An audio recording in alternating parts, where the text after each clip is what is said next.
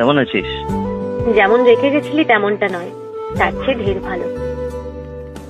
গিয়ে তবে লাভ হয়েছে বলছিস? ক্ষতি বিশেষ হয়নি। যেমন? খেতে ঘুমাতে রাস্তা পার হতে তো একাই পারতাম, শুধু আঘাত পেলে নিজেকে সামলাতে পারতাম না। এখন তা পারি। আর জ্বর হলে? ওষুধ খাই। কান্না পেলে? ঘুমিয়ে পড়ি। বড় হয়ে গেছিস।